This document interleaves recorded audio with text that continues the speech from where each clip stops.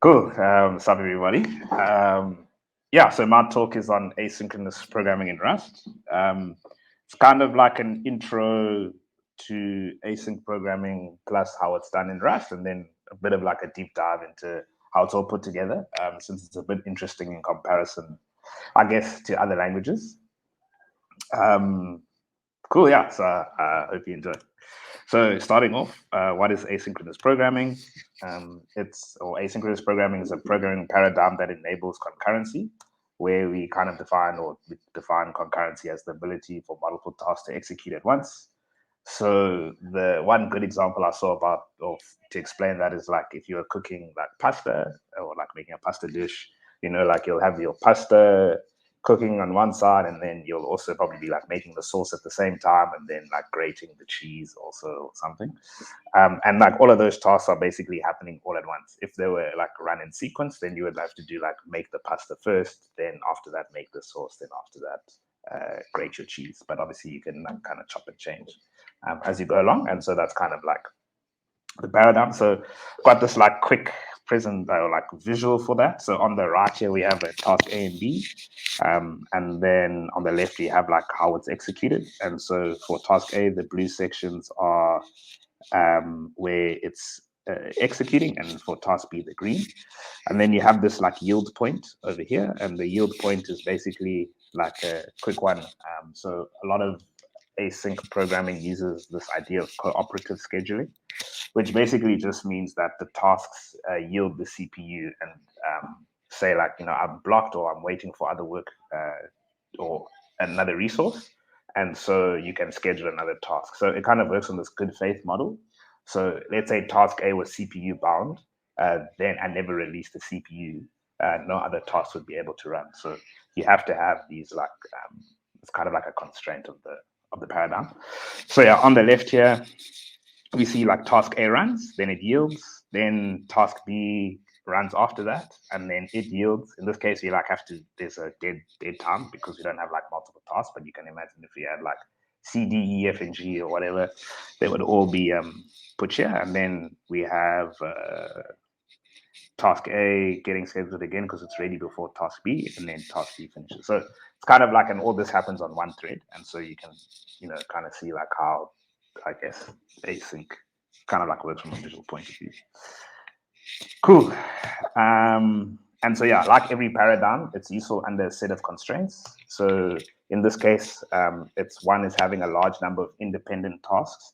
So obviously, if you have dependent tasks, that would make them sequential. So in this case, you have to have independent tasks, and that they are IO bound. So that means execution time is dominated by the amount of time they spend waiting. And so during this waiting, other tasks can be scheduled. And so, if you're CPU bound, then the CPU would be used all the time. So one of the obviously constraints is that a lot of the execution time is spent waiting, where I can schedule other tasks while another one is waiting. Cool. And so just to read this paragraph, so these type of workloads are fairly common. The most common of them being web servers, which most of us interact with fairly often, or build fairly often. And yeah, so because microservice architectures are becoming like the de facto architecture for software building, it's no surprise that async programming is like garnering all the attention it does, as well as like on mobiles. It's also utilized. And so, yeah, this is what makes it important. It allows developers to create highly scalable web systems or just software systems in general. And so, like per microservice, like a replica, you can do quite a substantial amount of work. So yeah, so one question I'm sure that you're asking, maybe not, is surely we've had concurrency primitives before. So what makes async so special? This is a great question. And so one of them is that, or one of the ones that makes it particularly special is that we can write code that's almost equivalent to synchronous code, yet still benefits from all the goodiness of asynchronous code. So, like in most languages, you kind of have these two keywords, async and await. In Golang, it's just like go. And so those is basically all you need to use to basically convert synchronous code to asynchronous code. And so funnily enough, I have an example in JavaScript, so back to JavaScript land. And you can see here we have this function login. And then we've got this like async keyword here, and then we've also got, these awaits here. And this is basically all that's needed to make a like async function. Obviously, like internally, they actually have to be async, like the functions themselves.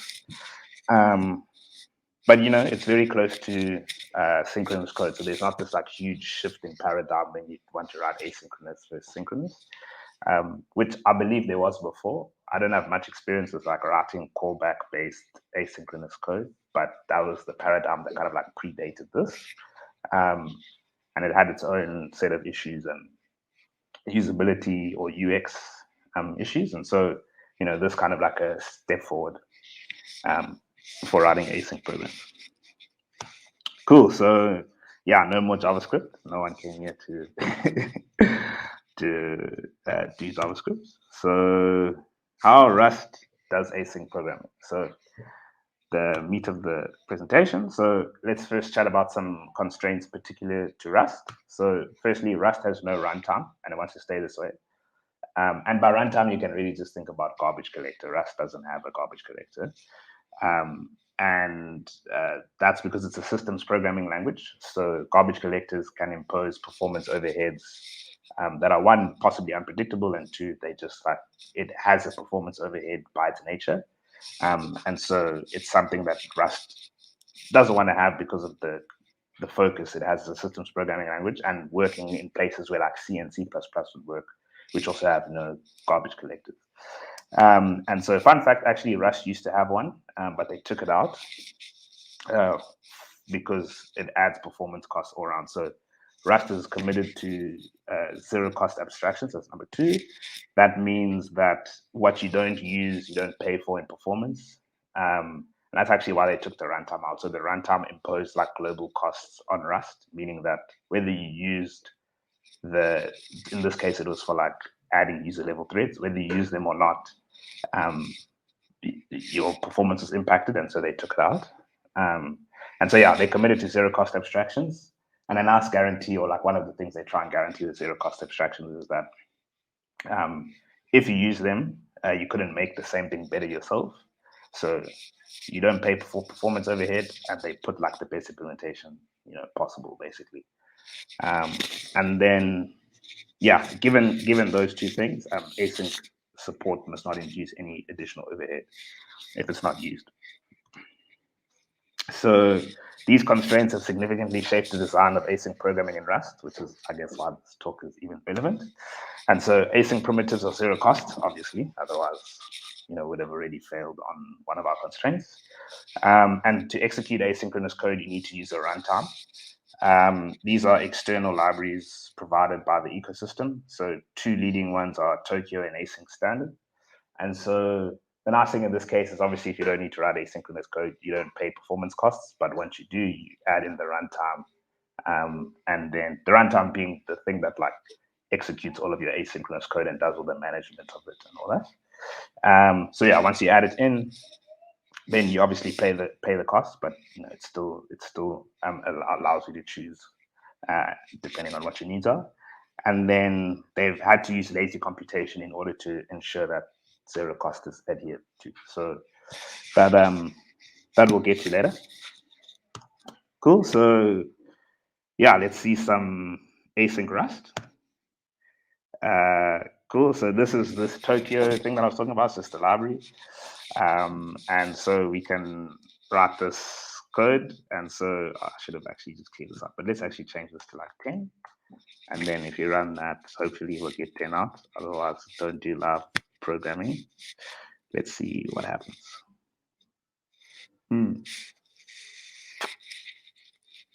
Well, that sucks.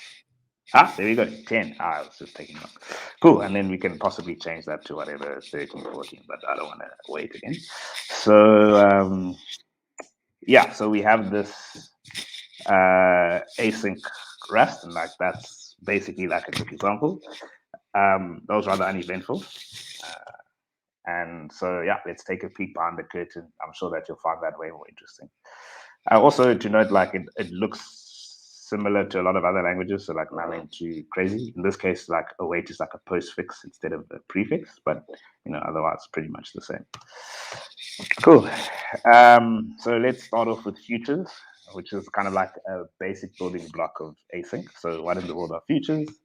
A future represents a computation that will complete in the future. And by that, what we really mean is like, if I schedule a task, I can tell the CPU, like, listen, here's some work to do. I'm not interested in it right now, but I'll come back to you later and hopefully it'll be complete, right? And so the future represents that computation that like it would be finished in future, but not right now. So there are units of work that get executed concurrently, and we've already seen one. So this is actually a future, just like future like that. So we can run that. Cool. So that's basically a future. This thing actually like implements some interface. So like the type you'll have will be something like output equals 32. But not entirely that important. All this to mean that this thing is something that implements future, and it is a future effectively. Cool. So in Rust, futures implement this future trait. A trait can be thought of like an interface or like an abstract base class. I think that's the right term. And so, yeah, this future trait or interface is this. The only thing that's really important for us to note here is that there's this poll method, which we'll talk about subsequent slides. So yeah, this feature trait has this one method poll, and this is where it gets all interesting. So buckle in. Cool. So in Rust, features are lazy, similar to like Python generators, for instance, they're also lazy. And so basically this means that nothing happens when you create them. So we have this example. And so you'll see here, let's see, that we have this like future, which has async 20 in it. And when we run it, nothing happens. Cool. And then instead, like if we do run it like this, and then we call like future, and then we await that future. Sorry. So yeah, if we await that future, then when you await this, then it begins processing in the background, and then it actually resolves to some value. So if you run that, hopefully you get out an answer. So you get 20. Right? So when we create a future, it's lazy, which means that we can create as many of them as we want to, and literally nothing will happen. And that's how it ends up being zero cost, because there's no like additional work that happens when futures are created. But then once we add in the runtime and then we await them, then they get evaluated, and then like the work gets done. Cool. So this is where that poll method from the future trait or future interface comes in. And behind the scenes, poll is called when we await a future. And so when a future is polled, it makes as much progress as it can, and then that'll either complete or have to wait for other IO resources. So like a really stupid example I was thinking of before this talk is kind of like, let's say you wanted to get like from place A to B, and I only gave you like a limited amount of like petrol. What would happen is like, you'd have some petrol, and then I would say like poll, and then you would put your foot on the accelerator and then like drive until you run out of petrol. And then now you'd be in this like waiting for other resources state, which is more petrol. Then, somewhere along the line, someone gives you more petrol, and then you can drive again. And then at some point, you'll get to your destination. And so that's kind of like the same process where we have this runtime, which we'll call poll.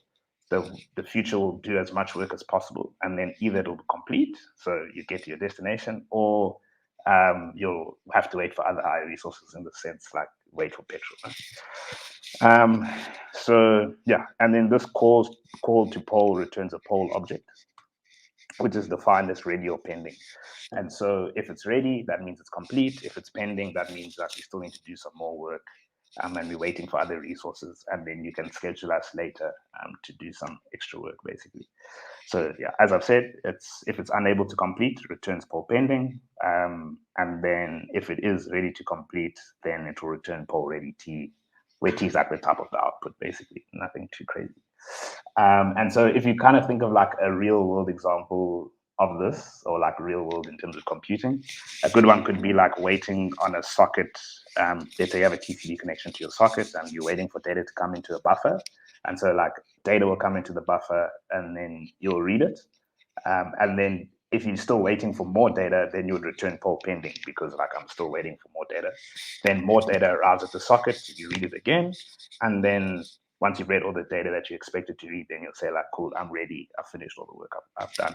This should be over here. Cool. So yeah, that's basically that. And so we can actually easily create our own future, which is pretty rad. And so this struct basically creates this future, and all it does is this thing holds like a value, like an unsigned int. And then we have this poll method which we implement ourselves. The only thing to like note here is that we print some message like, okay, cool, we're getting polled, and then we return ready immediately, so we don't append in this case, which just basically means like the future is always, that's why it's called ready future, it's always ready, and it returns the value that we specify, or the integer that we specify on initialization. Cool, so we can run that. And then here you can obviously see an output already, but like, let me try and change that.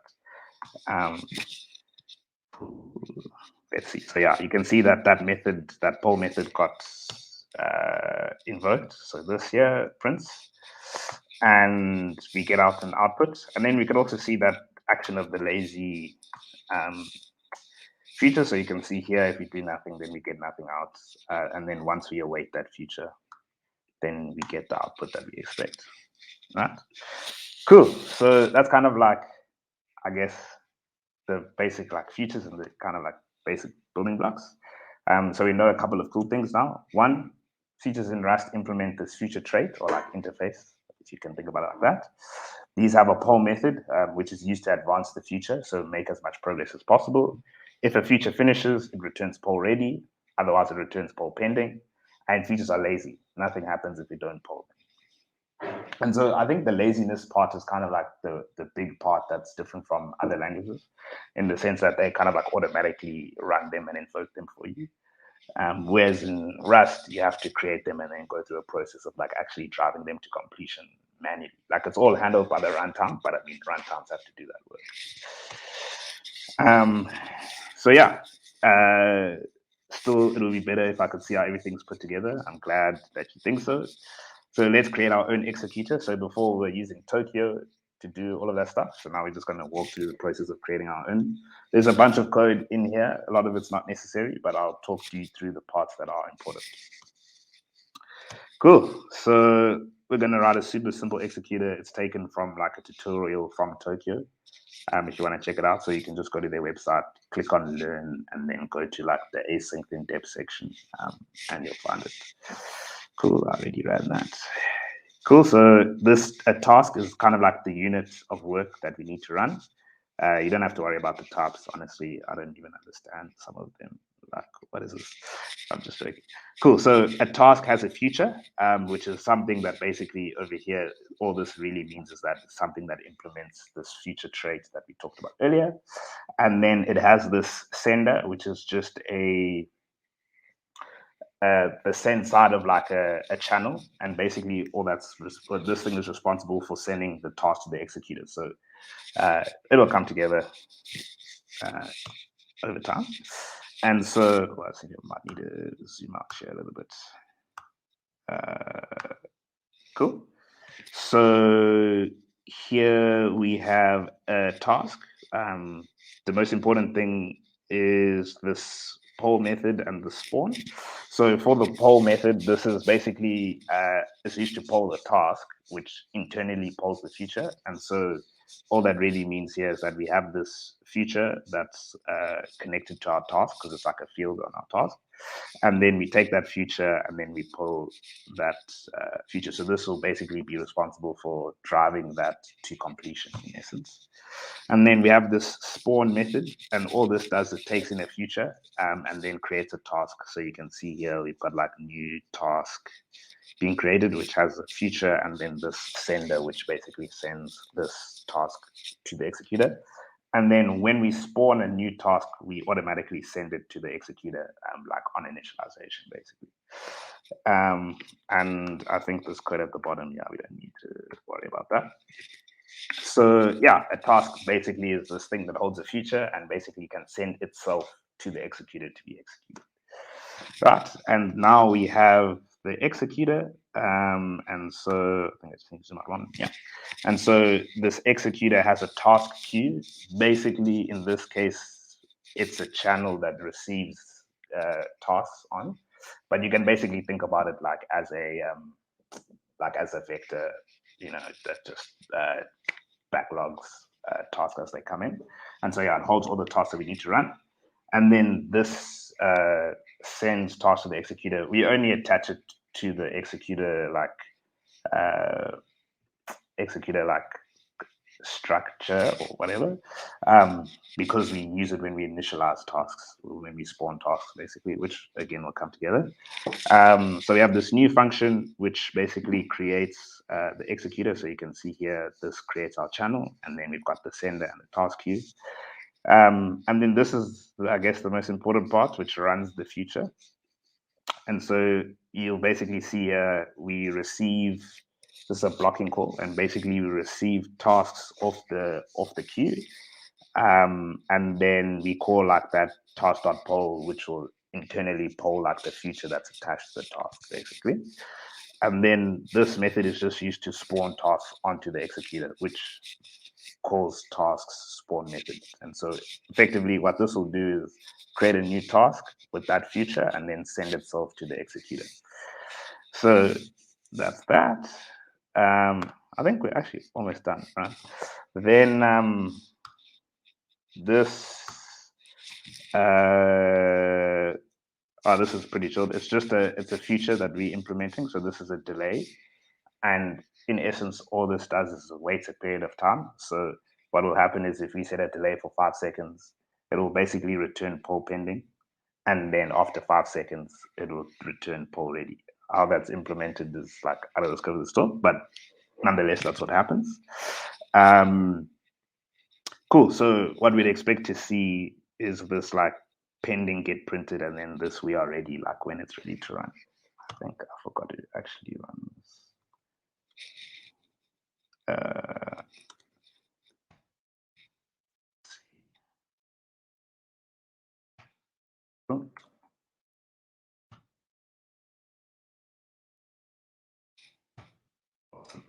And we can make this like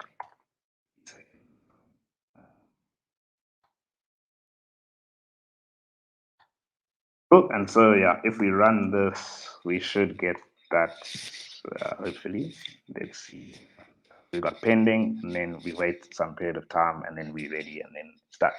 So that's basically that. This thing will never stop executing because it's always waiting for extra tasks. But yeah, that's basically the whole talk. And so in essence, for an executor, we have these constructs: the task and the executor. And all we do is we set up a task which holds a future. We poll that future. So we spawn that future here, which will then create a future and send to the executor. And then we call this executor.run, which will wait on the queue and like execute tasks as they come in. And that is everything.